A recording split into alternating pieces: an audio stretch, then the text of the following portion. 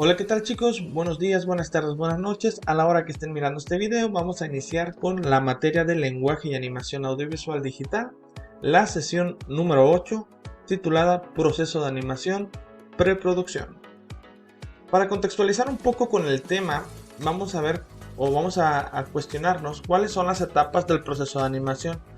Para ello tenemos que ser sinceros y decir que un proceso de animación llega a ser muy complejo, pero el resultado que nos llega a arrojar es totalmente agradable y gustoso y sobre todo experimental, ¿no?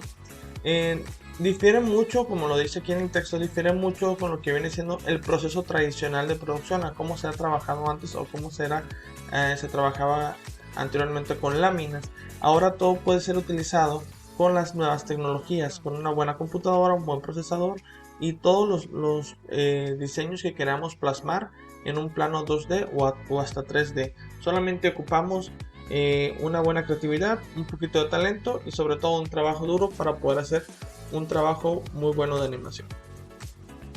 Entrando un poquito más en la introducción de la asignatura, vamos a ver unos puntos relevantes con respecto a lo que viene siendo la producción de un audiovisual. El surgimiento de una idea, el género que va a tomar, aspectos que se necesitan en un guión, entre otros temas, ¿no?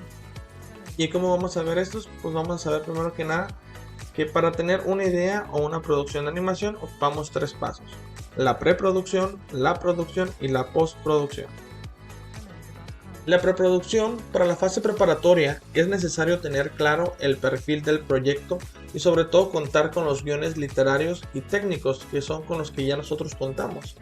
En caso de no contar con ese tipo de guiones, pues es importante poderlo realizar para nuestro proyecto final. Es de suma importancia que nosotros cuando tengamos nuestro proceso de animación o estemos en la parte de la preproducción tengamos un perfil del proyecto. Sobre todo, tener claro cuál es el propósito de la animación, a qué público estará dirigido y con qué recursos se cuenta. La creación de los guiones, como ya lo mencionamos, un guión literario que ya sea completo, ya sea original o una adaptación de alguna otra obra también se vale para poder crear nuestro trabajo. Y sobre todo la planeación de recursos, ya que tenemos el storyboard podremos dimensionar los recursos que se requieren para la animación, si son cuántos personajes, los paisajes, los elementos que vamos a necesitar, etcétera, ¿no? Entonces vamos a pasar a otro punto que se llama diseño de personajes.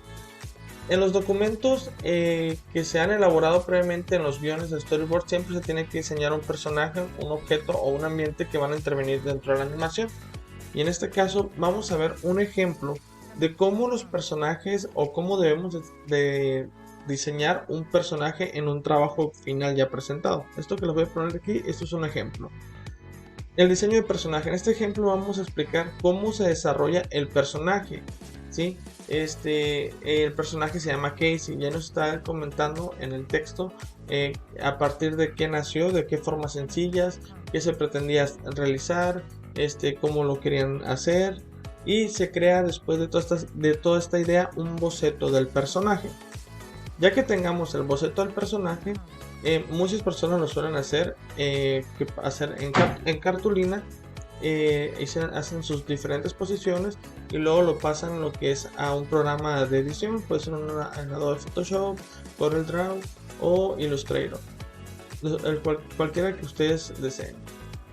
Después de esto se da otra breve explicación de cómo se fue desarrollando el personaje al momento de decir que ya quedó en un formato en 2D. Y después se empiezan a realizar lo que vienen siendo los gestos del mismo personaje para saber, y los perfiles para saber cómo se va a ver en diferentes ángulos. Es importante recalcar que todo lo que se ha utilizado de su vestuario pues tiene referentes, ¿sí? A que se utilizan para guiarse con la misma vestimenta. Entonces, qué tipo de ropa, qué tipo de zapatos, qué tipo de suéter, etcétera, si están definidos a una época y a qué tipo de época pertenecen, si es de niño, si es infantil, si es de joven o de adulto, ¿no? Etcétera. Eso ya va a variar dependiendo de nuestro personaje. En la elaboración del storyboard es básicamente pues, una versión ilustrada del guión técnico, o sea, ya vamos a ir mirando cómo va a estar quedando nuestro trabajo. Voy a poner un ejemplo de lo que viene siendo el trabajo de Casey. el storyboard de Casey de cómo es que se está realizando o cómo lo estaban realizando. En este caso aquí se ve por partes cómo se va mostrando en el storyboard y las escenas o los movimientos que son de dicha importancia. Todo esto se va a tener que plasmar al momento de crear nuestra propia animación. En el diseño de movimiento, todo esto va a ser con base al storyboard. Se van a generar los movimientos pertinentes en los personajes, objetos y ambientes ya diseñados, con la finalidad de construir cada cuadro de las escenas de la animación. ¿Qué quiere decir? Que aquí ya vamos trabajando en su propio movimiento.